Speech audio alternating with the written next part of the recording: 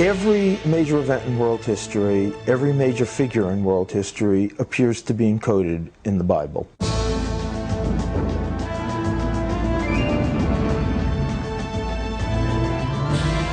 The Bible codes are a dramatic demonstration that what we have here really is the Word of God and not simply a historical tradition.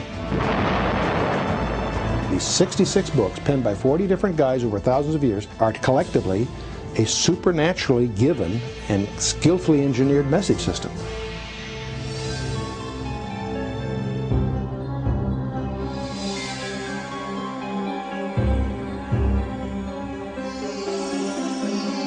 Ordinarily, we would assume that this building, the U.S. Pentagon, and anything having to do with the Bible would be far removed from one another. But in 1994, Statistical Science, a respected mathematics journal, published Report Number 3, Volume 9, titled Equidistant Letter Sequences in the Book of Genesis. That report found its way to this door. There you go, Harold. This was the office of Harold Gans, senior cryptographer for the National Security Agency. But now he was absorbed in something else. You still working on that Bible thing? Your little 386 at home has been crunching numbers for almost 2 weeks now. 19 days, actually. 14 hours and 21 minutes. Gans knew that equidistant letter sequence was a code form widely used by various governments and their agents. The idea that they would occur in the book of Genesis was hard for him to believe. I don't know why you're wasting your time. And this thing's either pure coincidence or pure nonsense. I'm sure you're correct. But Rips designed the original program, and Statistical Science published the findings. Eliyahu Rips? Mm-hmm. He's a world-class mathematician. What's he doing messing with this religious stuff? Makes you wonder, doesn't it? He found it so difficult to believe that he wrote his own computer program based on his intimate knowledge of encryption techniques with the intent of disproving the results published by Statistical Science. So here we are, the agency that cracked the Enigma code, the Japanese Purple code. We've got parallel link Cray supercomputers coming out our ears. And our senior cryptologist writes simple equidistance letter sequence codes on a 386. What am I missing here? Probably the significance of what this means if it's true. Oh, yeah, that all the secrets of the world are encoded in the Torah, and only God could have put them there.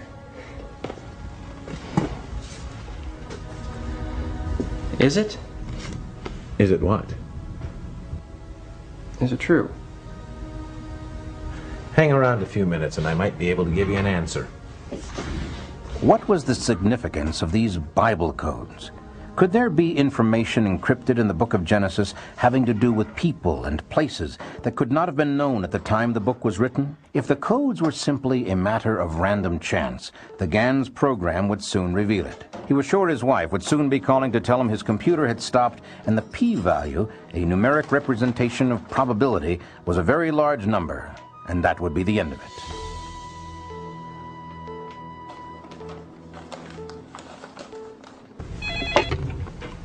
This is Gans. Oh, hi. Did the machine stop running yet?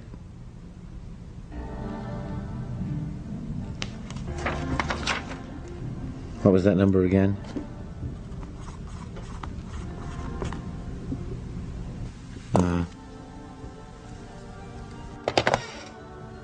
Well? As a matter of fact, it is true. I don't think I've ever seen a p-value this small before. The probability that these codes could appear by accident it's virtually non-existent. What Gans discovered that day was that everything was there, just as the study said it was, firmly fixed in the code. He also knew the controversy was just beginning.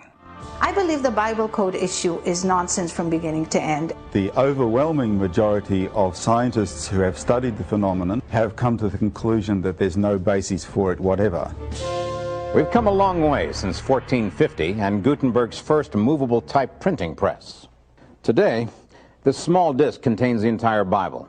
Any passage can be accessed at the push of a button. In just a matter of minutes, everything in the Bible relating to a particular subject can be accessed, collated, and printed out. But you know, for all of our sophistication and technological skill, we haven't been able to improve on the words. What they say and what they represent remains exactly the same. There is something that has recently captivated biblical scholars and scientists alike, however. It is the notion that there might be something more here than just the words that are on the surface. There is evidence that embedded within the Hebrew letters of what the Jews refer to as the Torah, that is Genesis, Exodus, Leviticus, Numbers, and Deuteronomy, or the first 5 books of the Bible, there is a code that tells of events far into the future. A code that, according to some, could only have been put there by the original author, God himself. Some researchers have even suggested that Yeshua, the Hebrew name for Jesus Christ, has been found to be part of these codes throughout the Old Testament. As you might suspect, this idea has generated a great deal of controversy. But then, the Bible's been a source of debate ever since Moses brought down the 10 Commandments from Mount Sinai. There have always been those who love it and those who hate it. All the good from the Savior of the world is communicated through this book. All things desirable to men are contained in the Bible. If we would destroy the Christian religion, we must first of all destroy man's belief in the Bible. The Bible is the greatest benefit which the human race has ever experienced. The inspiration of the Bible depends upon the ignorance of the gentleman who reads it. It is impossible to mentally or socially enslave a Bible-reading people. One does well to put on gloves when reading the New Testament. Everything in it is cowardice and self-deception. A thorough knowledge of the Bible is worth more than a college education. The debate continues to this very day. But all other arguments aside, one fact is indisputable. Since Gutenberg printed the first Bible, it has become the most widely distributed and widely read book in the world. Every year, more copies of the Bible are printed than any other book ever published. A recent count put the number of complete Bibles printed in a single year at over 60 million. Another 90 million New Testaments were also printed, and over 1.5 billion scripture sections were published in over 2,000 languages. Amazingly, those numbers keep growing every year. What is there in this book that has captivated the minds and hearts of people the world over for thousands of years? What could there possibly be in the history of a small group of people in a dusty corner of the world that could attract such attention?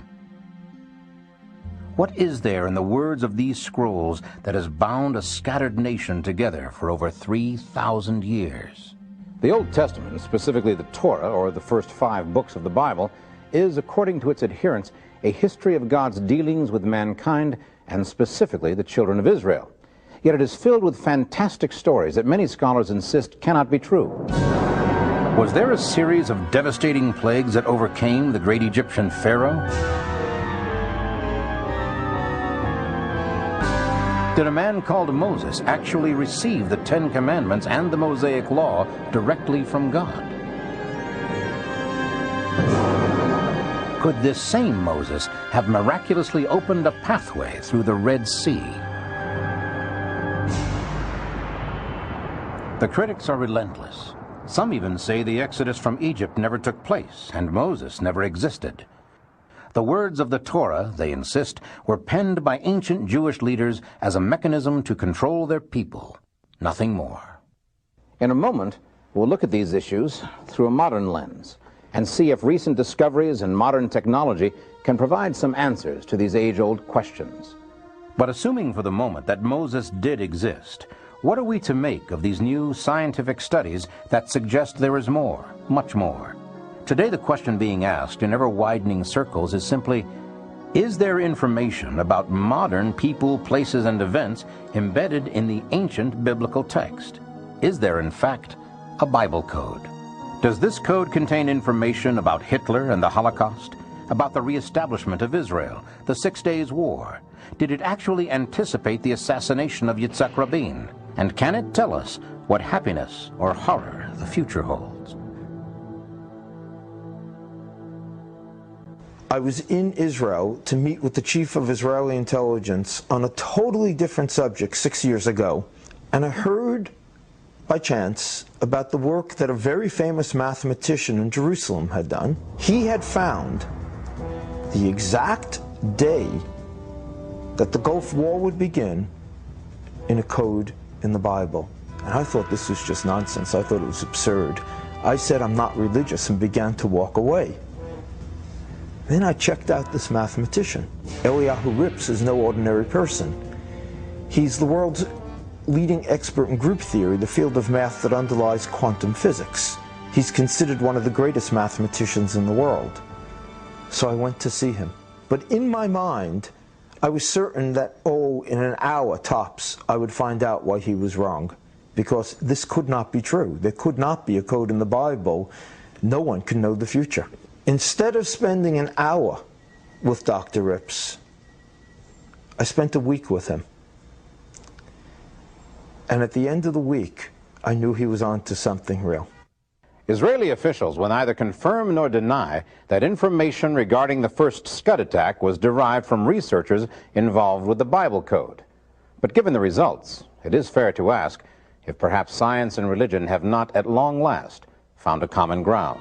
3 weeks before the Gulf War began, Dr. Rips and his colleagues in Israel found encoded in the Bible, Saddam Hussein picked a day, enemy, Scuds, and the date, January 18th, 1991, actually the equivalent in the ancient Hebrew calendar. Perhaps before going on, we should try and answer some of the questions posed by the critics, beginning with the most fundamental question of all: was there really a man named Moses? According to the book of Exodus, at the time Moses was born, the Pharaoh of Egypt had decreed that all male Hebrew children be killed. The mother of Moses, unwilling to follow this horrible edict, put her young son in a basket made of reeds and set it adrift on the river. The daughter of Pharaoh found the basket and took the child for her own son. Moses was transformed from the child of Hebrew slaves to the grandson of the Pharaoh in a single day. But Moses' life in the court of the Pharaoh came to an abrupt end when he saw an Egyptian taskmaster beating a Hebrew slave, and in a rage, Moses attacked the Egyptian and killed him.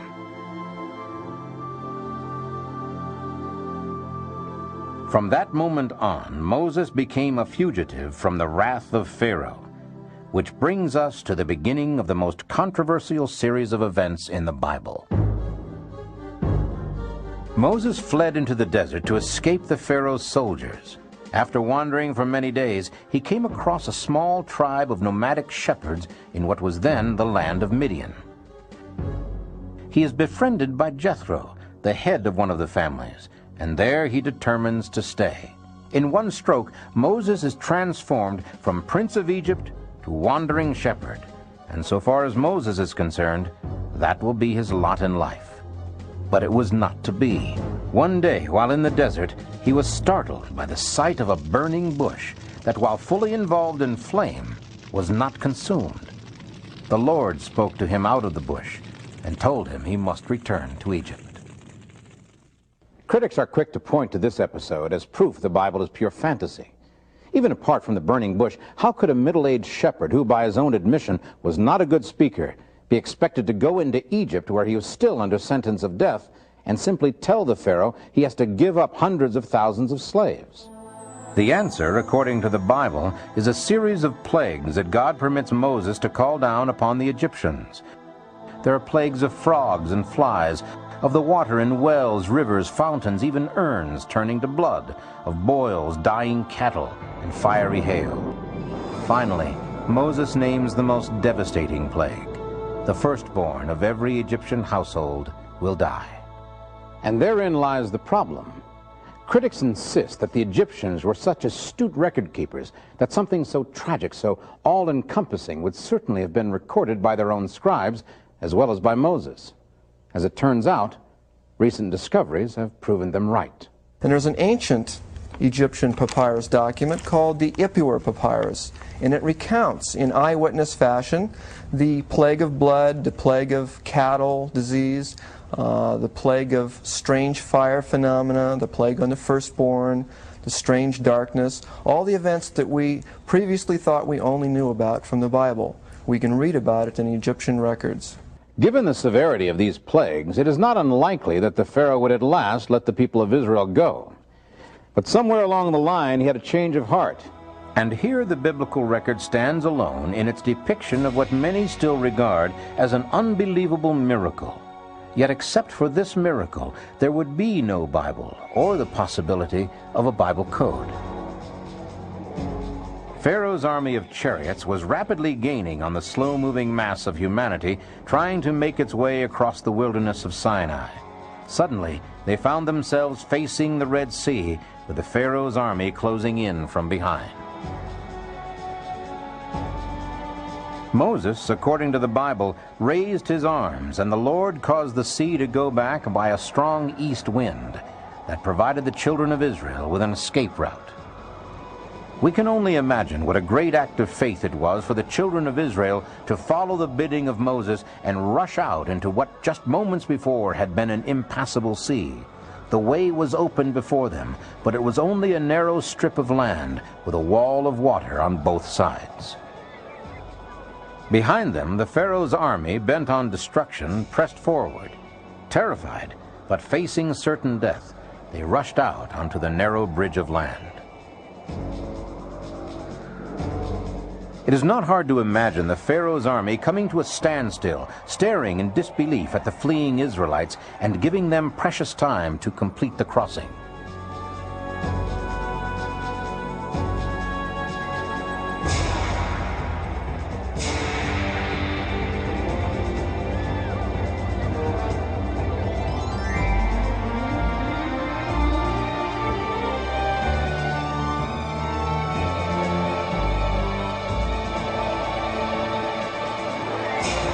According to tradition, Moses was the last to cross, and by the time he reached the other side, the Pharaoh's chariots and soldiers had recovered from their own fear and surprise and were already pouring out across the land bridge in angry pursuit. Theirs, however, was to be a different fate.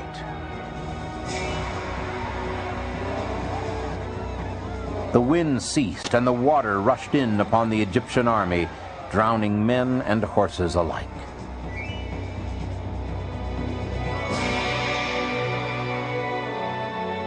But could such a thing really have happened? Oddly enough, it was Napoleon who first discovered that indeed it could. At this site in 1799, Napoleon's engineers discovered an underwater ridge some 600 feet wide that extended from shore to shore. His engineers calculated the right time for crossing this 5.2-mile strip when the east wind would blow sufficiently to clear the seabed of water. Napoleon, however, barely escaped with his life when a sudden change in the wind's direction brought an onrush of water covering this strip within just a matter of minutes. Of course, those were 18th century engineers, and their records did little to satisfy the critics. 20th century scientists, however, have taken up the challenge with surprising results. Dr. Doran Knopf, professor of oceanography at the University of Florida, has developed an experiment to test the viability of the biblical account of Moses and the children of Israel crossing the Red Sea. We were intrigued by the possibility that perhaps there is some explanation for a similar process.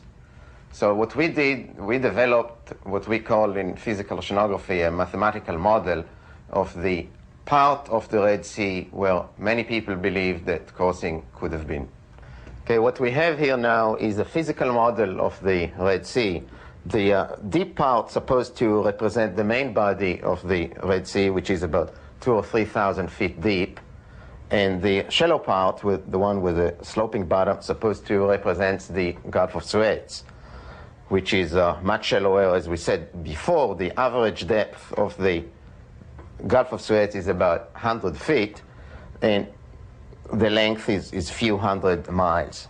Okay, what we have in addition to this, we introduced here an artificial ridge, which you see right here, and the depth of the water above that artificial ridge is only about 10 feet high. Okay? And what I'm going to do is I'm going to let the wind blow from here, and you will see how the water recedes and, in fact, exposes the ridge to the air.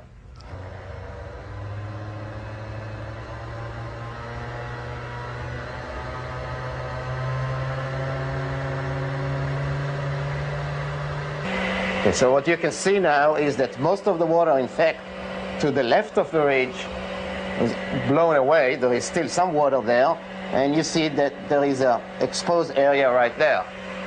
All right? So the idea is that the Israelis crossed on this part of the ridge which was exposed, and they saw water on the two sides, right? They saw the water on the left side of the ridge and the water on the right side. And I'm going to cut the wind off now, and I'm going to do that abruptly, and you will see how it comes back. So let's do that. And of course, what happens after that is that when the wind relaxes, the water wants to come back to the position that it had before, and it does that via a gravity wave, which moves at the speed we calculated to be like 15 feet per second or so, which is, of course, a speed that one cannot escape. Dr. Knopf's experiment demonstrates that the strong east wind could indeed have opened a passage through the Red Sea sufficient for the children of Israel to cross, and as Napoleon demonstrated, once the wind stopped, there could be no escape for the Pharaoh's army. Modern research has shown that it was possible for the fleeing slaves to have crossed the Red Sea at this particular point. But how do we know this is where Moses brought his people? Once again, modern technology shows the way. Literally. Infrared satellite imaging has tracked a large migration of people, their campsites, and their direction across the Sinai Peninsula with an astonishing correlation to the biblical account in Exodus. With satellite infrared photography, there have been major archaeological discoveries found throughout the world. There's a trail that comes down the west branch of the Red Sea. The left-hand branch of it comes down to the tip of the Sinai Peninsula, stops there. It appears to come out the other side and then wanders north to the highest mountain in the area, Jabal al-Lawz. And we did find what I think is important archaeological evidence that something took place at Jabal al-Lawz. We found at the base of this mountain 12 pillars, 18.5 feet in diameter. Why not 7? Why not 11? Why 12? With 12 tribes of Moses fitting so perfectly into that scenario. Additionally, on the flat in front of this mountain, we found a large pile of rocks about 24 feet tall. There's a petroglyph of an Egyptian, not an Arabic drawing, but an Egyptian drawing of the golden calf. And additionally, at the base of the mountain, we found kind of a wing-shaped formation, foundation pointing towards the mountain, and there we found marble, round marble stones. This is some of the stone of it. This rock is not indigenous to that area of Saudi Arabia, let alone to Saudi Arabia. Somebody brought this in a tremendous distance. Something really did take place at this mountain, and it may well have been the Exodus. All these findings seem to confirm the discovery of the real Mount Sinai according to information provided in the Bible. Could this then be the actual route of the Exodus? Are we now within sight of the biblical Mount Sinai and the miraculous meeting that produced the Torah? Modern technology, it seems, can confirm that there was a man called Moses, that there was a massive exodus of people out of Egypt, and that these people did cross the Red Sea and go into the ancient land of Midian, now Saudi Arabia. But was Moses responsible for this book, the Torah, or what we commonly refer to today as the first 5 books of the Bible? And can modern technology confirm what may be the most fantastic biblical discovery of all time, the existence of the Bible code? To find the answer to that question, we must first try and determine how the Torah was actually written. This is important because if the code exists, the plain text would have to be the same today as it was when Moses brought it down from the mountain. After nearly 4,000 years of copying and translation, is that even remotely possible? Dr. Eliyahu Rips decided to find an answer to that question, and in 1982 began an intensive study designed to prove or disprove once and for all the ancient Jewish tradition that holds there are hidden messages encrypted in the Torah. it was 12 years before the completed study was published and came to the attention of Harold Gans. Since that study, the mystery of the Bible codes has sparked worldwide interest in the ancient text and sparked intense debate among scientists and biblical scholars alike. But is the idea of some sort of code in the Bible really new? What, if anything, does the Bible itself have to say about hidden or sealed information within its pages? Haven't there been others over the centuries who have tried to uncover hidden secrets in the pages of the Bible? What, if anything, did they discover? In the next few minutes, we'll try to provide answers to those questions and to what is perhaps the most intriguing question of all. After centuries of being on opposite sides, will science and religion finally come together in a single expression of truth? There are those who suggest they already have. When you stop to think about it, the Bible is truly an amazing book. It took 1,500 years to complete, 40 different writers contributed to its content in 3 languages, and as we know it today, it contains 66 books in 2 testaments, the Old and the New. The question that comes immediately to mind is, how could something so long in the making, so complex, and with so many different authors, possibly contain a code of any kind? There's an ancient tradition among Jews concerning the Torah. This tradition claims that unlike all other books of Scripture, the Torah alone was not merely inspired, it was dictated directly by God to Moses in a precise letter-by-letter sequence without punctuation or spaces between words. Jews and Christians alike have long considered the words of the Bible to be divinely inspired. But this tradition suggests something different, something far more astounding. It suggests that God literally wrote the Torah. And if that's true, then we have to ask, is there any evidence that this tradition has some basis in fact? Well, we need to understand that in the ancient texts, there were no spaces between the words. Scholars call this form of writing scripta continua.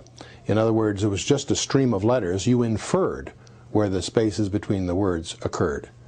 Archaeologists have discovered 22-line inscription this way. This is a pretty well-established fact in archaeology. The spaces between the words as we're used to it apparently were introduced during the days of Ezra, much later, of course, than the days of Moses. The tradition, it seems, does have some archaeological support. That means that in the 40 days and 40 nights Moses was on Mount Sinai, he was busy writing down, in precise sequence, the entire 304,805 letters of the Torah. The question that jumps out at us is why? What could be the reason for requiring such a strict and difficult construction? It is also part of the tradition that within the precise sequence of letters there is encrypted information of a sort that only a divine hand could have placed there. However quaint and absurd that might seem, the tradition has a long and highly respected history. Nachmanides, one of the great Jewish sages, teaching in the 12th century, told his students that all of Israel's history could be found in Deuteronomy 32, commonly known as the Song of Moses. Another outstanding rabbi and teacher, who lived and died in the 13th century, Rabbi Bachya ben Asher of Saragossa, Spain, described a process whereby the skipping of equal intervals of letters in the Torah could lead to obtaining divinely ordained information. And in the 18th century, one of the greatest of the post-biblical sages, Elijah Solomon, known reverently as the Great One of Vilna, made the startling claim that all that was, is, and will be unto the end of time is included in the Torah. While these are only opinions, they are without question the opinions of some of the greatest Torah scholars of all time. Their influence on Jewish tradition cannot be overestimated.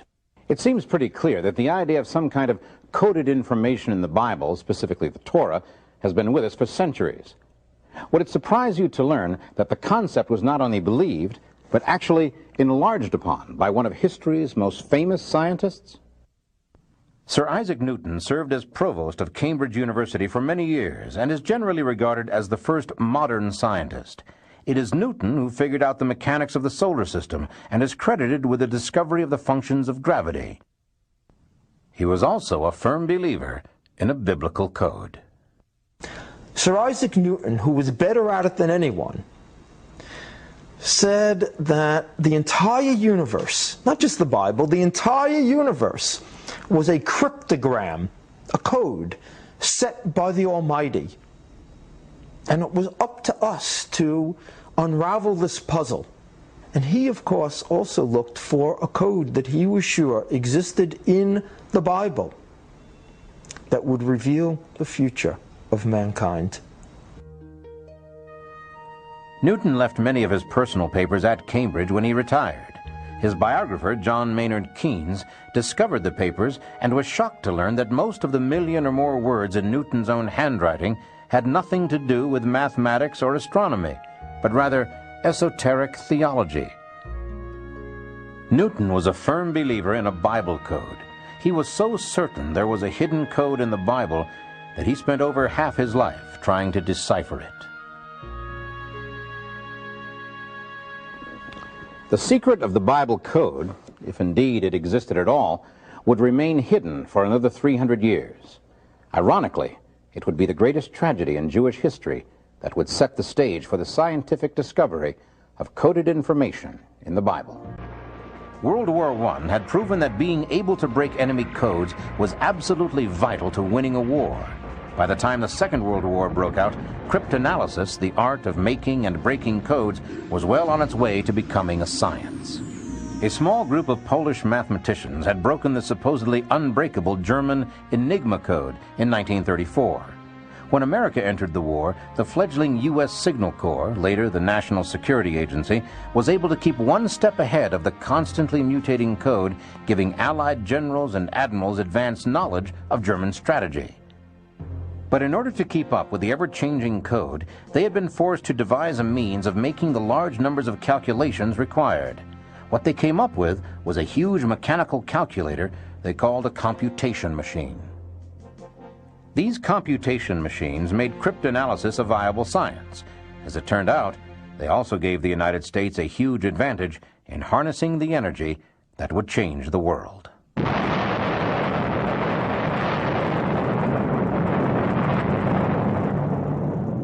During World War II, we of course were on a crash program to develop the atomic bomb, which required substantial computation. Dr. John von Neumann at Los Alamos and Dr. Alan Turing, both world-class scientists, collaborated to give us what we know today as the modern computer, both for the atomic bomb and also to unravel the Enigma codes of the Germans. The invention of the atomic bomb undoubtedly changed the course of world history, but the invention of the computer itself has probably brought about even greater changes.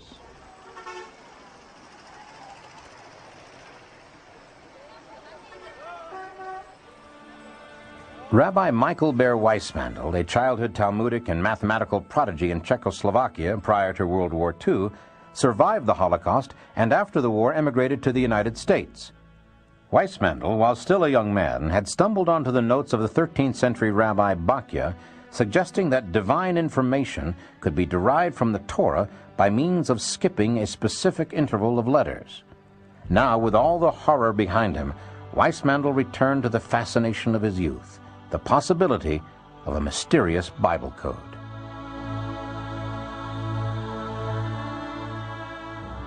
Rabbi Weissmandl, through his diligence and determination in his studies of the Torah, made some remarkable discoveries. The word Torah in Hebrew consists of 4 letters, a tau, a vav, a resh, and a he, which are equivalent for us to talk about it as if it was a T, an O, an R, and an H. We should note here that the Hebrew alphabet consists of 22 letters that are essentially consonants. Vowels are generally simply inferred. The vav operates sort of what we would consider as an O, but is not considered a vowel. In the book of Genesis, if you go to the first equivalent of a T and count 49 letters and then take the next one, in other words, the 50th letter, is the equivalent of what we would consider a vav. It's what we would consider an O. You count another 50 letters, it's a resh, or like our R. You count another 50 letters, and you come to a he, or like an H. In other words, it's as if you found a T-O-R-H at 49 letter intervals. It spells the word Torah. Rather remarkable in its own right, but one of those things you could dismiss as just a happenstance. But when you get to Exodus, you discover the same thing happens. You come to a T, 49 letters plus 1, you get to the O, the R, and the H the same way. And so again, this starts to look very designed. In fact, it's rather interesting that this number 50 are the number of days from the Exodus to the giving of the Torah at Mount Sinai. In pursuing this further, you go to the book of Leviticus, the third book, and nothing like this happens. But you go to the fourth book of the Torah, the book of Numbers, the same thing happens, but only if you spell Torah backwards. Kind of weird. You go to the book of Deuteronomy, again you find the equivalent thing, but only if you spell it backwards. Now, you wonder, what does this mean? And you stand back from it all. It's as if those four books are pointing to the middle book, two forward, two back, to the book of Leviticus. So you examine Leviticus more carefully, and you discover not 49 letter intervals, but 7 letter intervals. Every 8th letter, you have the word Yahweh, or the name of God.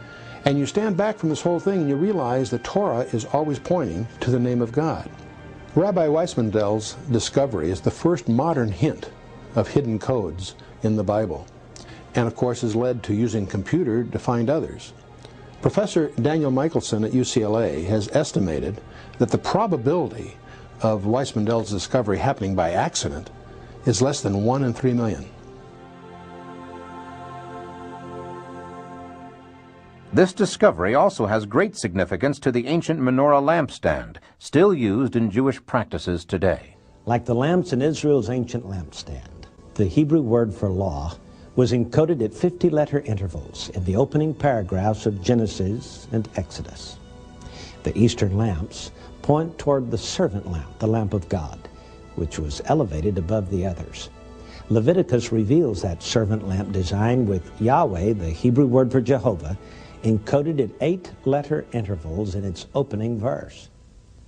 In the ancient menorah, the western lamps were reversed to point toward the servant lamp. Following that design, the word Torah was found to be encoded backwards in the introductory paragraphs of Numbers and Deuteronomy. Just as the lamps on either side of Israel's ancient menorah were ignited from the flame of the elevated lamp of God, these 4 encoded Torahs point to the glory of Yahweh, or Jehovah, in Leviticus. It was the 50-year-old discovery of Rabbi Weissmandel that finally convinced a small group of Israeli scientists that computers might be the key that would unlock the centuries-old mystery of the Bible code. It was Dr. Eliyahu Rips, one of the world's leading mathematical experts, who devised the first mathematical model to test the viability of the skip codes Weissmandel had apparently demonstrated.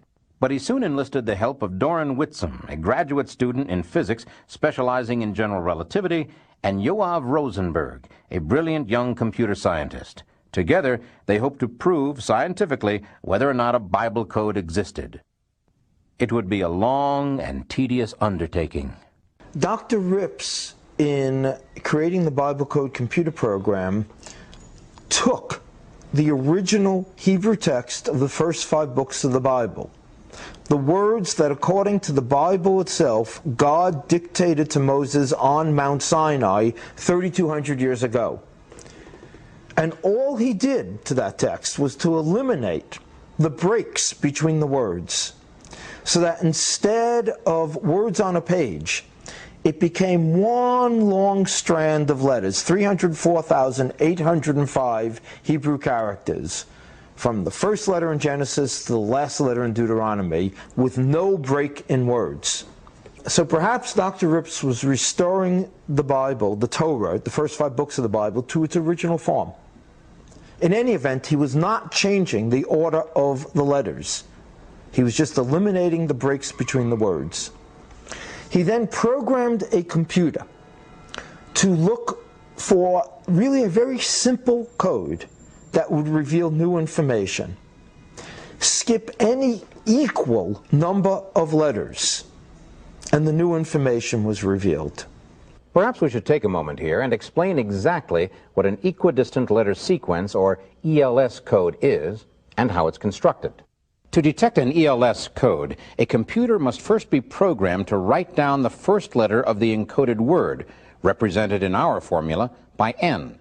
The computer will then skip a fixed number of letters, represented here by the character D, write that letter, skip the same number of letters, and write that letter, and so on. Let's try a simple example. Rips explained that each code is a case of adding every 4th or 12th or 50th letter to form a word. Skip X spaces and another X spaces, and the hidden message is spelled out. This appears to be nothing more than a simple description of ELS coding. But if you begin with the first letter of the paragraph, R, then skip every 3 letters and pick up the 4th letter following, the coded message is revealed. What is infinitely more difficult is the creation of a surface text that is sensible and easily understood, and yet will seamlessly accommodate specific letters at fixed intervals. That process is called encryption. There are several things that have to be understood about the entire equidistant letter sequence coding. Just looking for words, virtually any words, as an equidistant letter sequence, you will find them in the book of Genesis, you will find them in War and Peace, you will find them in virtually any sufficiently long text that you try to find them in, particularly if you're using a computer. In any case, what is found is generally random. You have to apply statistical analysis to determine whether or not what you found is in fact random, or is in fact well beyond what you'd expect to find at random.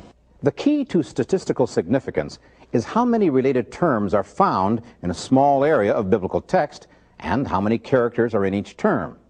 Short words in lots of text are very likely just coincidence. So, if all text can produce words at equidistant letter sequences, what makes the Torah codes unique?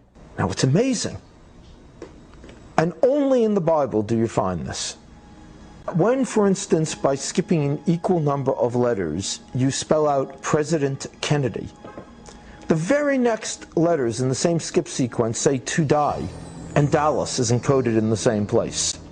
When you look for Shakespeare, the very next words in the same equal distance skip sequence say will present plays on stage, and Hamlet and Macbeth are encoded in the same place.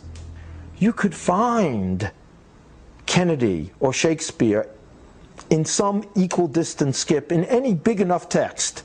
If not in War and Peace, look in a bigger book. Eventually you will find some equal distance skip sequence that does spell out the name of any historical figure. But only in the Bible will you find encoded consistently in the same place accurate related information. In order to test the ELS code theory, the research team created a program according to strict scientific and statistical rules. The usable text would be only the book of Genesis, some 78,000 letters. In order to make certain the results could not be tainted by subjective interpretation, they selected the names of 34 of Israel's most famous and revered sages as the target of their search. To make it more difficult, they also asked the program to search for either the target's birth date or death date. After months of work, the incredibly complex mathematical model and program was ready. Now it was up to the computer. The results of this test startled even the researchers. All 34 names were there, coded into the text, along with either their date of birth or date of death. He used statistics correctly, and he found that the information encoded in the Bible was encoded there against odds of 10 million to 1.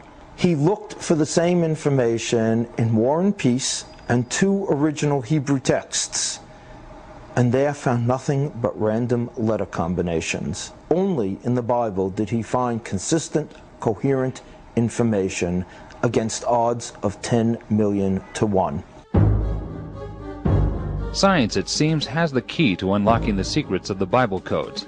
Still, there are those who are critical of the discovery. In Part 2 of Secrets of the Bible Code Revealed, the critics will have their say. Also, you'll find out precisely what the Bible codes have revealed about our day, and if there are codes other than ELS codes in the Bible. Don't miss Secrets of the Bible Code Revealed, Part 2.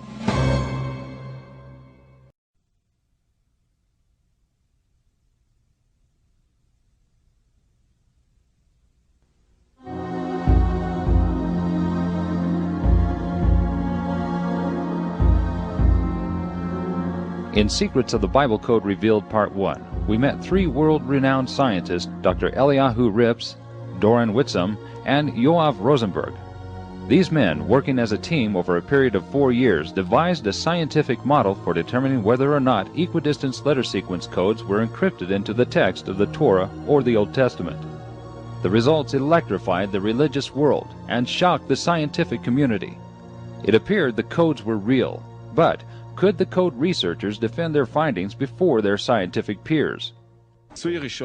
The first experiment was a comprehensive experiment, encompassing a large body of words and expressions that have a connection, like names and nicknames of the great sages and rabbis of Israel, as listed in the encyclopedia along with their dates of birth and dates of death.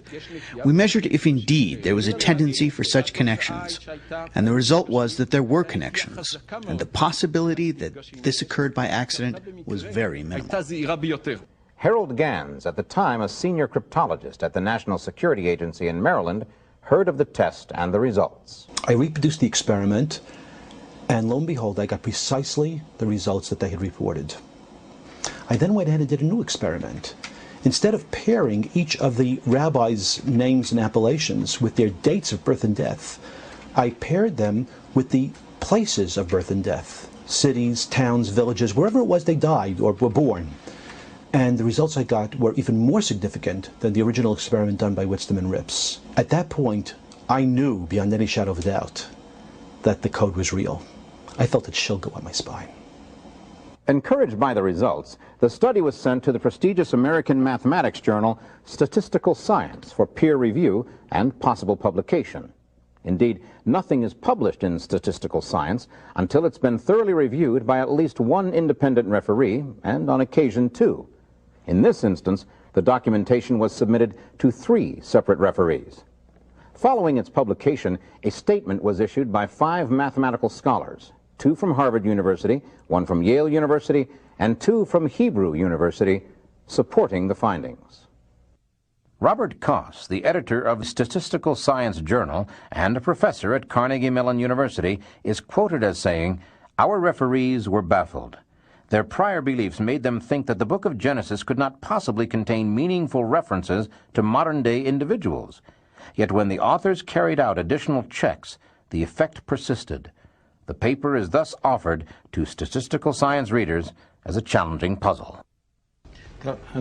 All my instincts as a scientist and also as a Jew spoke against the possibility of such a phenomenon. Yet despite this, the work of Whitsom, Rips, and Rosenberg presents a very strong scientific evidence that under intense scientific experimentation, the phenomenon is shown to exist. I went to meet with mathematicians at Harvard, at Yale, at Hebrew University. And they knew Dr. Rips and they knew about his work, and they all told me the code was real. I asked Dr. Rips to look for things that he didn't know I would ask for until I asked. And then he found them in the Bible code, and he had as a control text the Hebrew translation of War and Peace. In the Bible, the information was encoded, and in War and Peace it was not, time after time after time. Yet in spite of the overwhelming support for the scientific integrity of the initial code research, there are still those scientists who insist it is all just numerological rubbish. You can compare the reaction of this handful of noisy critics toward Dr. Rips's extraordinary discovery to the reaction of both the church and the scientific community to Galileo. When Galileo said that the earth circled the sun, he was condemned by the scientific establishment and by the religious establishment, because what he had discovered changed the way you must see the world forever. The criticisms all have to do with the fact that in science, one does not proceed explaining an effect by invoking a miraculous cause. A major premise of the Bible codes is that the text has remained totally unchanged through the centuries, all the way back to the time of Moses. But in fact, this simply is not the case. The manuscripts from the earlier periods are not the same as manuscripts from the later periods. This totally invalidates the notion of a Bible code based on counting letters. What manuscript do you use? What variants do you use? It's totally ridiculous. The point is well taken, but once again, the experts disagree. Bible scholars have long been aware that over the millennia, the Torah has been preserved with an amazingly small number of letter-level variations. Even to this very day, a Torah scroll is copied by hand from its predecessor, written out according to unchanging rules by scribes who undergo an exacting course of training and preparation. To each of them, the following warning has been passed down through the ages. Should you perchance omit or add one single letter from the Torah, you would thereby destroy all the universe. The text of the Torah has been preserved, not only in pages, lines and words, but even in the exact spelling of every word. In the Ashkenazic text I found 9 words, the spelling of which is not exact to my opinion. But in the Yemenite text preserved the exact spelling of every word without even one exception. It cannot be said, of course, that the text of the Torah used worldwide today in Jewish practice is the original text. No process carried out by humans can possibly be perfect, but the small number of errors that are known to have crept in over the centuries is striking. The question of the reliability of the text is, however, only one point of contention. In spite of the years of testing and peer review, many prominent mathematicians still believe any words or combinations of words found in the Bible code, no matter how closely aligned, are at best matters of random chance, and at worst, the result of text manipulation. The computer can look in so many different ways at a text that finding hidden messages in it is almost guaranteed. For example, I looked at the United Nations Convention on the Law of the Sea and I found in there the hidden message, "Hear all the law of the sea." I looked at the text of Moby Dick and I found the hidden message, "Oceans hold joy." Both of these are extremely unlikely to occur by chance, yet they did occur. People have claimed that they found similar codes in Moby Dick, in War and Peace, that they could find similar codes in any text of one's choice. That is absolute nonsense. They have indeed produced counterfeit codes in War and Peace and in Moby Dick, and they can produce them in virtually any text. They are not the same as the real thing. They are not done a priori. They are done by cheating. Their claim is that since we can cheat on the data and bias the experiment to do whatever we want, therefore Whitstam and Rips could have done the same, and therefore we shall assume that they have done the same. They do not deal at all with the fact that my city's experiment proves that that is not the case. And by the way, to accept their challenge, I would say I would like to see them try to produce an experiment like my city's experiment to confirm their rabbi's experiment that succeeded so well in War and Peace. They haven't done so. They haven't even addressed the city's experiment because it proves that in fact there was no such manipulation. What they have done is very similar to what Whitstam and Rips have done. To the layperson, to the expert, they have nothing in common. I studied the work of Dr. Rips and his partners, and the outcomes of his experiment expresses his own wishes and desires rather than any real scientific phenomenon. The quality of a cluster of words you find is really a sign of the cleverness of the person doing the looking and not of any intrinsic character of the document you're looking at. Behind every picture is a statistical analysis that's performed by the computer program Rips and his colleagues have created. It's not just a picture. It's not words that appear together by chance in the Bible. It is accurate, related details of major world events that appear together way beyond mathematical chance. The fake codes that the critics find in Moby Dick or War and Peace or the Manhattan Telephone Directory have no underlying mathematical basis at all. They are just pictures that to laymen might look similar, but are absolutely irrelevant. Amongst the independent experiments that we've done, we matched the names of the famous rabbis against the names of the books they wrote. We also did an experiment where we matched their names against the years of their birth and death, remembering that the original experiment only used the day and the month. In both cases, we found absolutely no sign of any phenomenon. There are some cases where critics have done experiments that appear to be designed to fail. They used data which is extremely questionable, data that was left out because of the fact that it was questionable, and they've done an experiment using only the questionable data. Perhaps they simply haven't thought it through thoroughly, or perhaps they specifically designed it to fail. But when one does many experiments of that sort, of an inferior quality, and then claims that he hasn't had a success, I say, why should we be surprised? The strength of the famous rabbi's experiment is that it seemed to not require an act of faith on the part of the readers, but rather to be a standard, objective, repeatable scientific experiment. Close examination of this evidence shows it to be completely subjective and arbitrary, completely reliant on faith in the honesty of the people who did it, and that disqualifies it as being scientific evidence. Professor Rips is an honest man. Everybody who meets him, who has talked with him, spent time with him, he comes across as an honest man. It's very hard to conceive that he was part of a process that rigged anything up. And so you have a case where he's basically being accused of a fraudulent, consciously fraudulent experiment. And it's a serious charge. It's the kind of thing that can ruin a professor, to be involved in something that, I mean, professors have to have a point of view for the truth. So you have an inconsistency. You have an honest man, and you have an experiment, and you have a critic.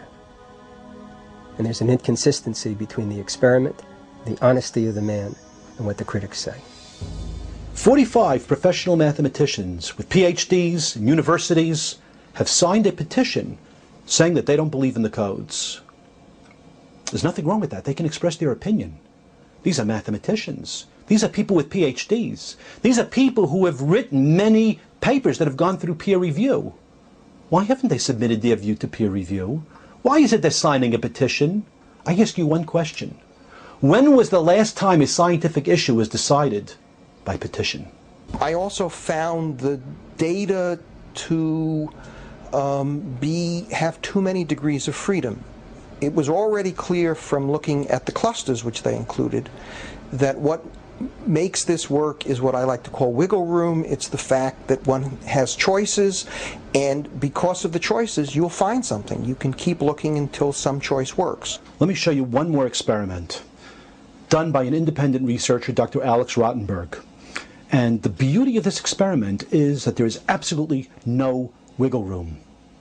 This code found in the book of Genesis that deals with the story of Esther allows no room for manipulation.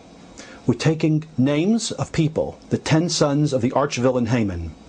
They all died on one day, the 13th of Adar. Again, names of people and date of death. 10 people, but the spellings are given to us in the book of Esther. No changes, no manipulation possible. We use the spellings exactly as they occur and check if they're next to the date of death. Yud Gimel Ba'adar. And lo and behold, one of these dates of death, incredibly, continues with the word Purim in code, the name of the holiday that is celebrated with the book of Esther. Using this particular date, incredibly small probabilities were arrived at in terms of the proximity of the names of those 10 sons to this particular date of death. There is no room for manipulation. There's no place where we could have changed it in any way. The names are given to us in a thousands of year old document. I think that's the most impressive thing that we have. Assuming for the moment the code is real, what is its significance? What does the existence of the code mean to the average Christian or Jew? Couldn't some diligent, hard-working scribes have put the code in place over the centuries? The Torah has been in its present form, according to all authorities, for an absolute minimum of 2,000 years, when it was translated into the Greek under the reign of Ptolemy II in Alexandria, the Septuagint. We can demonstrate, using the laws of quantum mechanics, specifically the uncertainty principle and chaos theory, that it is absolutely impossible within the laws of physics and mathematics as we know it today to know the future in detail as is demonstrated in these codes. Consequently, we come to the scientific conclusion that the author of these codes is not bound by the laws of physics and mathematics as we understand it. It's obviously far beyond the ability of man to do. In fact, man didn't even discover the codes until the advent of the computer, so it was impossible for him to have put them there. The very fact that they're there is the signature of the Creator himself. That is his way of assuring us that he is precisely who he said he is in that document that is the core of the Judeo-Christian tradition.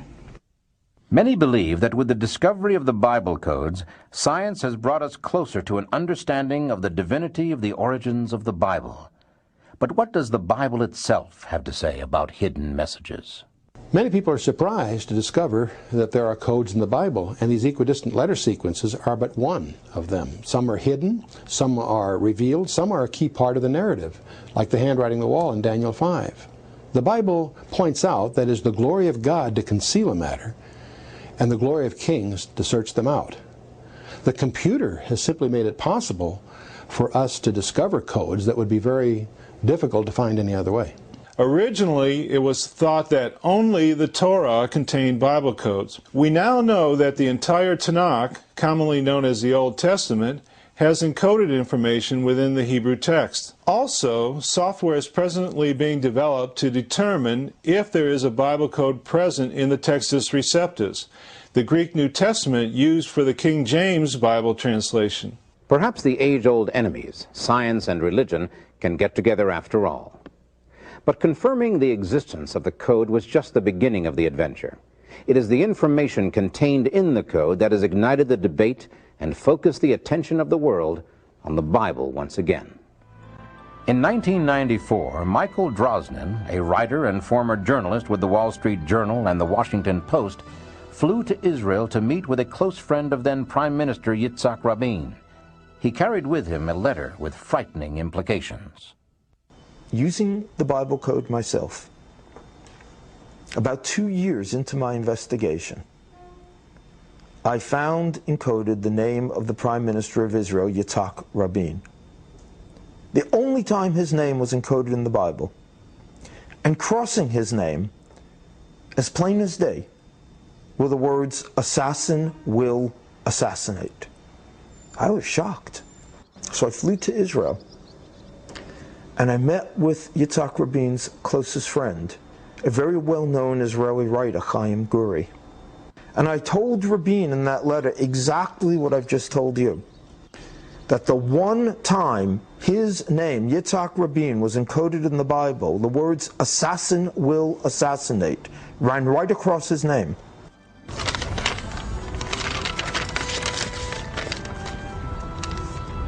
Are you seriously suggesting the Torah actually says that Rabin will be assassinated? All I can tell you is what's in there. Will you give him the letter? In his letter, Michael Drosnin told the Prime Minister, "I have uncovered information that suggests your life is in danger." He went on to explain that it was an Israeli mathematician that had discovered a hidden code in the Bible that appears to reveal the details of events that took place thousands of years after the Bible was written. The letter also pointed out that the information had been confirmed by famous mathematicians, and the results have been replicated by a senior codebreaker at the Pentagon using his own computer program. This should not be ignored. Guri read the letter, but his response was not very encouraging. All right, I'll take it to him. But I know the Prime Minister, and I don't believe he'll pay any attention to these Bible codes.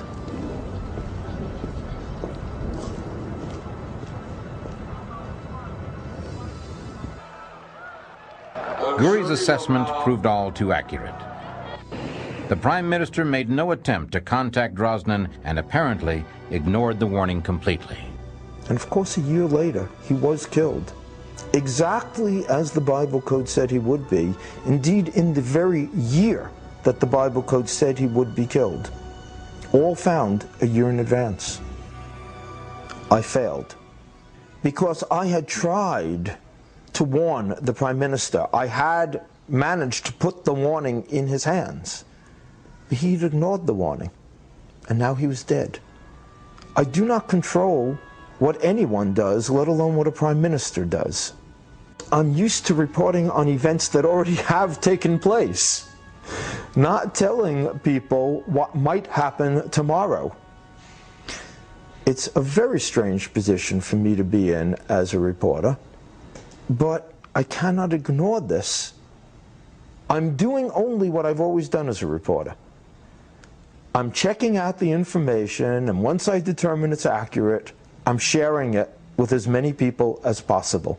But yeah, the responsibility does feel larger. There's no question of it. In his book, The Bible Code, Michael Drosnin explains a series of events in some detail. However, Drosnin's discovery of the Rabin assassination in the Bible Code has triggered controversy on a whole new level. Can the code be used to let us see into the future? If not, what purpose does it serve? The Bible codes are there so when the future happens, it confirms Scripture as the divinely inspired Word of God.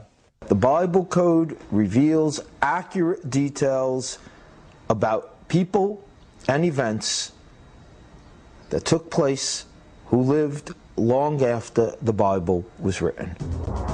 We can go to events as recent as the bombing in Oklahoma, where we have the name of the building that was blown up, the Marah building, encoded, Oklahoma encoded, even the name of the man who was arrested and convicted for the crime, Timothy McVeigh, all encoded in a document that's 3,000 years old.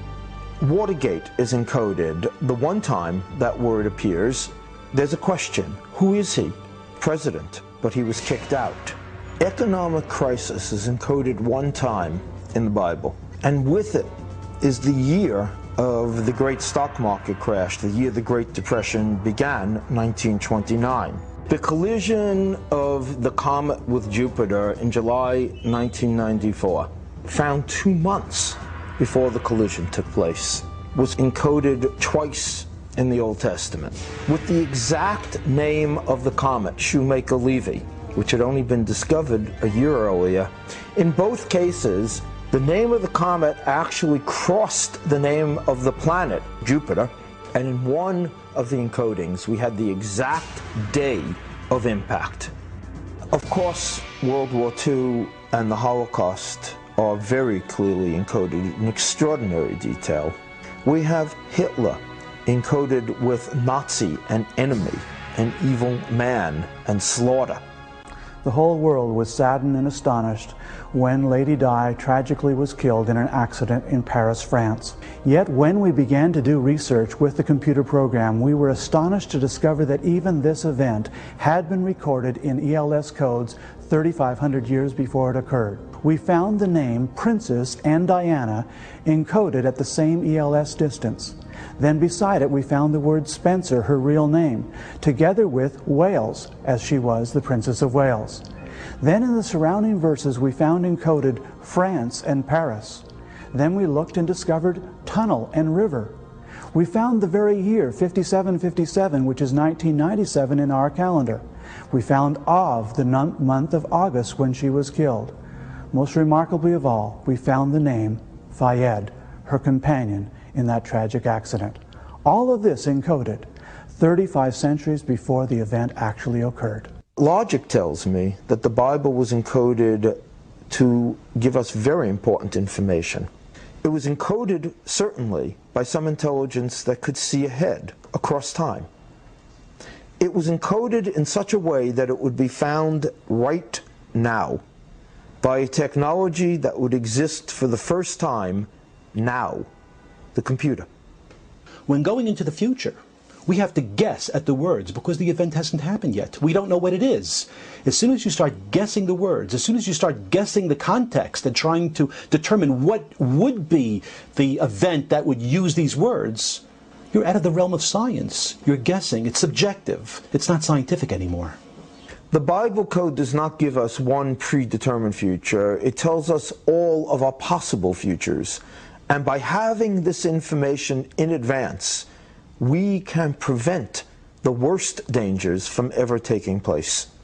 The more important question might be, will we, in the final analysis, believe what we learn? News from around the world. Nations, as well as individuals, seem to have a knack for ignoring important warnings. World War II gives us some excellent examples. Prior to America's entrance into World War II, the Japanese adapted the German Enigma code into an advanced variation the Allies called Purple. A brilliant cryptographer by the name of William Friedman, head of the fledgling Signal Intelligence Agency, was determined to crack it. With unbelievable dedication, Friedman almost single-handedly cracked the code in just over 20 months. His effort had been so intense that upon completing the task, he suffered a complete mental collapse. But the impossible had been accomplished.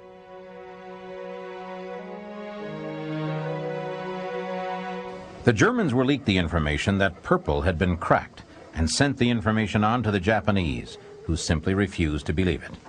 Their plan to attack Pearl Harbor went forward, and in fact, naval intelligence intercepted and decoded a transmission from Japanese Admiral Yamamoto to his fleet.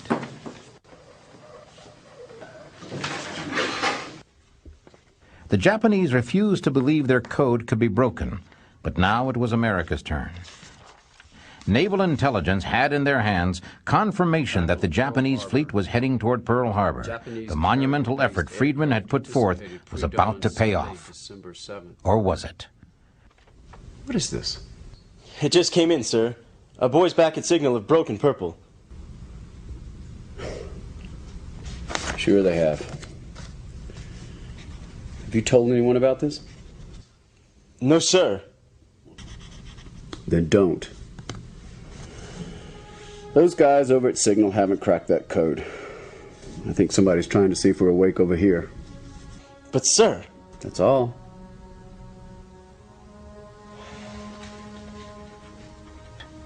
The Signal Intelligence Service had intercepted and decoded a message from Admiral Yamamoto to his fleet and immediately passed the information on to naval intelligence.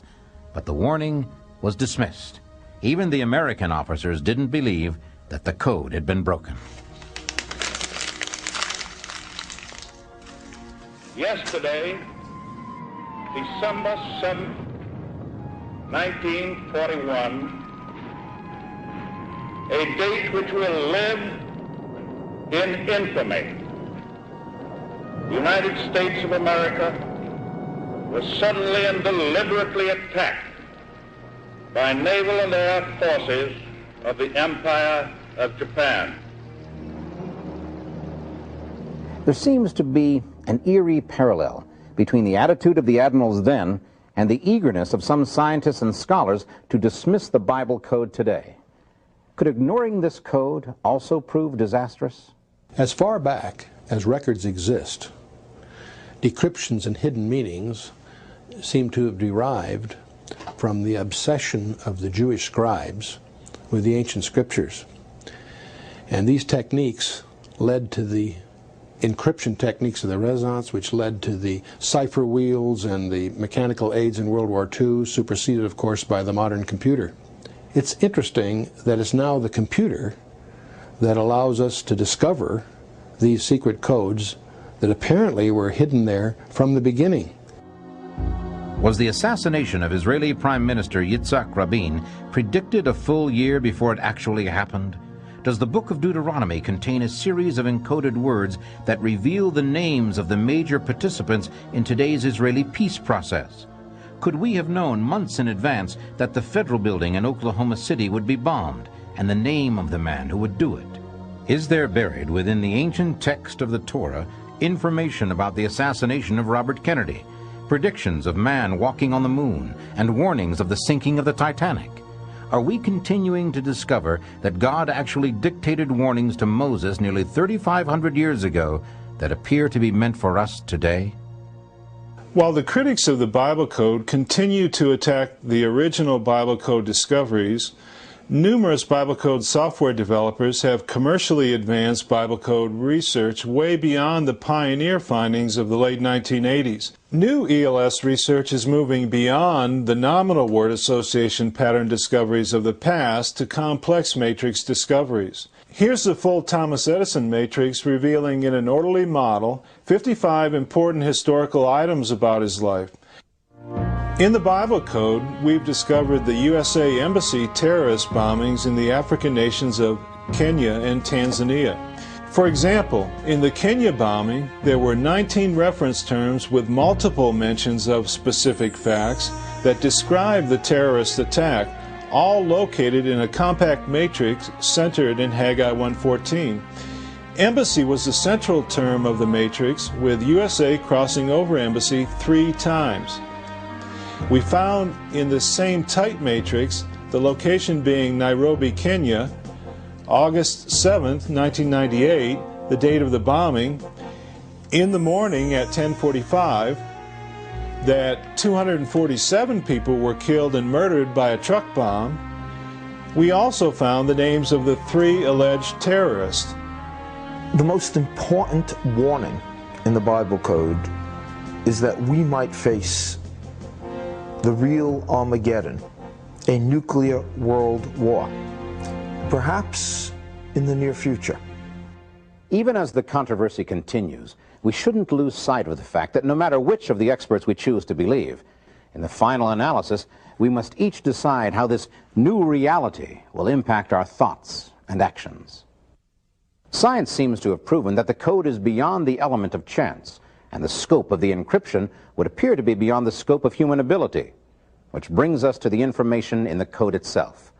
Could it be divinely ordained, as Rabbi Bachya suggested?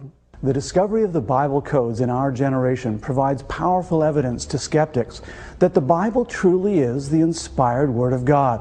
They also validate almost a decade of work by my friend Yaakov Ramsel, a Messianic pastor in San Antonio, Texas, who manually has examined the Hebrew Scriptures and has found the very same phenomena in the Bible codes. Yaakov Ramsel has unwittingly added a whole new layer of controversy to discussion of the Bible code.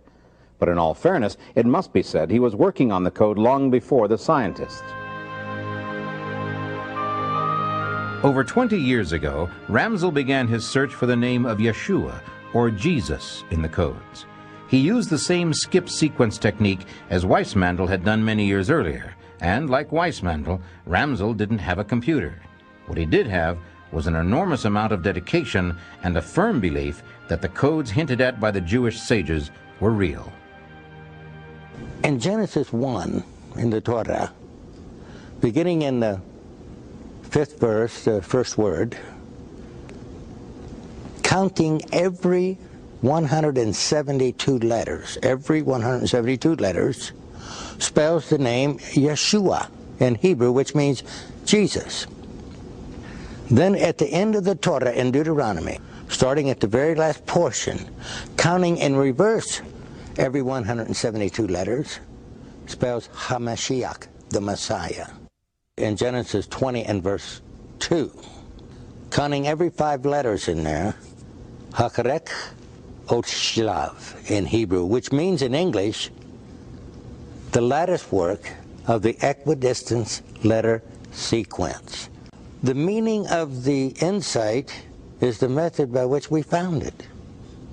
Now, if this is not scientific, I don't believe there's anything scientific. This is the most remarkable insight proving that the letter sequence is ethical, it's mathematical, it's scientific, and it sets a pattern. And we have the 10 Commandments recorded in Exodus 20th chapter. There are 179 words in that chapter. And every 179th letter, we have a wonderful insight. If you count every 179th letter, it spells Hosea Yeshua Shmi, which means salvation of the Lord Jesus is my name. Some critics, of course, have suggested Ramsel's work is a matter of pure chance, suggesting that even though the name Yeshua does appear, it doesn't necessarily refer to Jesus of Nazareth. The prophet Isaiah wrote a powerful prophecy about the coming Messiah that is recorded in Isaiah chapter 52 and 53. This remarkable prophecy of the future Messiah is often called the suffering servant messianic prophecy. In an exhaustive analysis of this brief but very detailed prophecy, Yaakov Ramsel made several startling discoveries. Not only had God encoded the name of Jesus Christ in these passages, but the names of virtually everyone else involved in the crucifixion and his ministry. he found Jesus, the name the Nazarene, Messiah, 3 Marys, the 2 high priests, Ananias and Caiaphas, King Herod, Pilate, and many of the names of Christ's disciples, all of them found in one prophetic passage, 41 names in all encoded in Isaiah's prophecy. One fact about the Bible that is not in dispute, and that is that both the Old Testament and the New are full of numbers. Some of these numbers are simple and straightforward. Others leave the reader completely befuddled. Could the key to the Bible encryptions lie in these enigmatic numbers? It would be difficult to discover the number of times 7 appears in some significant way in the Bible.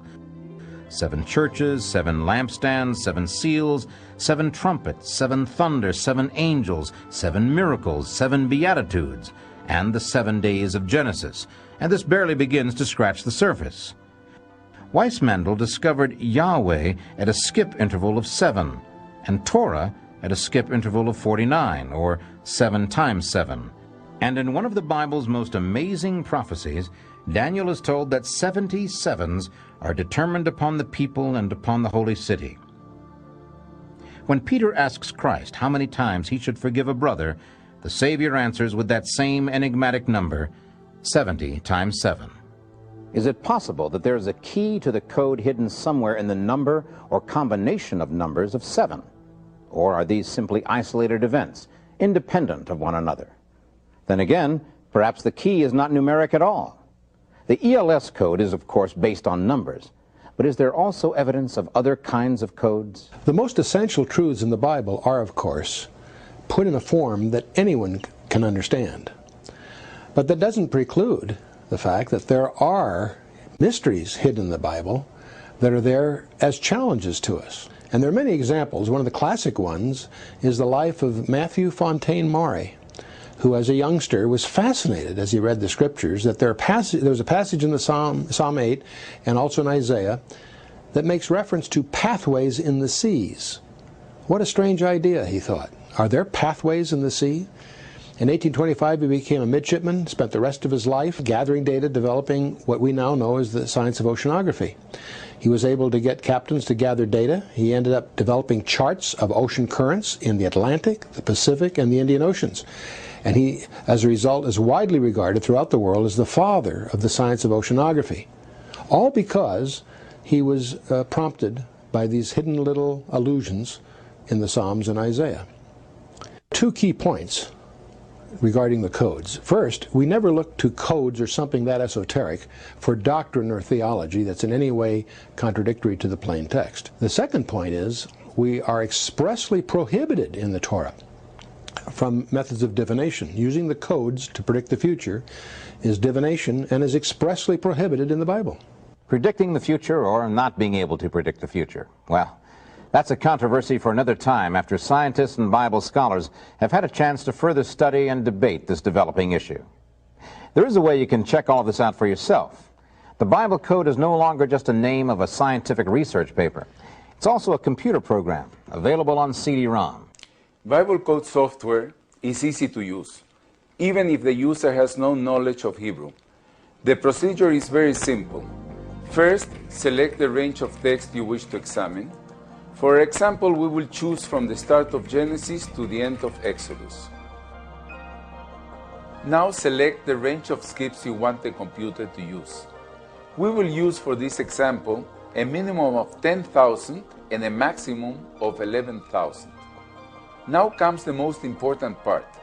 Select the word or phrase you want the computer to find in the specified text. For our example, we will use the name Jesus. Click the First Names dictionary and search for the name Jesus. Click on it and the program will automatically insert Yeshua, which is Hebrew for Jesus. Hit the Find Command button and the computer will immediately begin searching the specified text. A progress bar tracks the search and a status box tells you how many times the computer has found the Hebrew name for Jesus. Once the name is found, the program shows it on a matrix. And then it will identify other Hebrew words, such as Nazarene, in the same matrix. Then automatically it will give the English translations. Computer Bible code software research and development is moving at light-year speed, yet it will be years before the full extent of what the Bible code has to tell us is fully known. The new matrix decoding systems, combined with translation software, lexicons, and dictionary searches, open up the strong possibilities that people may be able to find themselves and/or future events in the Bible code. Certainly it seems harmless enough, but the original code researchers warn that even though the computer makes it easy, the process is complex, and the results could easily be misinterpreted. The worst thing that could happen is that some people might interpret what they find in the Bible code as commandments, telling them what to do.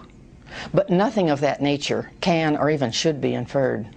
But in spite of the inherent complexities of knowing too little about too much and drawing unwarranted conclusions from them, code researchers and critics alike have found a great deal to ponder in the code research.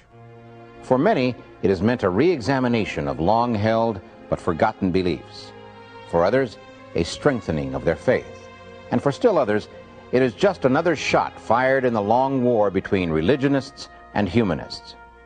But since even much of the plain surface text of the Bible is still being debated, it should not surprise us that opening the time lock that has sealed the ELS codes for so many centuries has raised some controversy. I believe God, in His prophetic foreknowledge, knew that our generation would be the most skeptical and the most scientific and computer literate generation in history. And therefore, I believe, knowing this, He has provided one last measure of evidence to our generation so that our generation would be without excuse. I think if the Bible codes are demonstrated to be real and valid, then in fact both Jews and Christians will have to re-examine their texts and see truly how they impact on their lives. What are the implications to the world if the Bible code is real? It's hard to say. People believe what they want to believe. People do really what they want to do. One would like to believe that if people took the Bible more seriously, there would be less crime, there would be less hurt, there would be less wars. Everyone would love each other as a human being. I hope it would make a big difference. I think the fact is the world will ignore much of the information. It's ignored important lessons in the past. However, the message will be, examine how you run your life. I think the implications for Christianity of the Bible codes, to the extent they get increasingly validated and people begin to realize what they are staggering, because we're long overdue as Christians in taking the Bible seriously. The great tragedy is that most Christians have no comprehension of how reliable and how authoritative our Bible really is. And the Bible codes are exciting, if for no other reason. They cause people to realize that we have something in our hands that's more than simply a collection of colorful legends and moral principles. There's something far more profound in our hands. For both Jews and Christians alike, it gives us solid scientific evidence that the Bible, which is the Bible for both of our religions, is not the product of a human hand. I think that's very important. If the Bible codes are what they appear to be, evidence of authentication that this collection of 66 books, in fact, comes from an ultimate author, that implies that we have a destiny for which we are going to be accountable. And deep down inside, that's discomforting. The Israeli mathematician who discovered the Bible code, Dr. Rips, thinks that we have found only the first and simplest level of a code that is probably far more complex and far beyond our reach. As a mathematician, his assumption is that if we find this clearer pattern, there is almost certainly a much larger pattern. But we don't yet have the mathematical tools or perhaps the technology to see it. Rips has devised a measure which goes into 2 dimensions, whereas the original Torah truly is only one-dimensional. It's a one-dimensional text, it's just a sequence of letters going from beginning to end.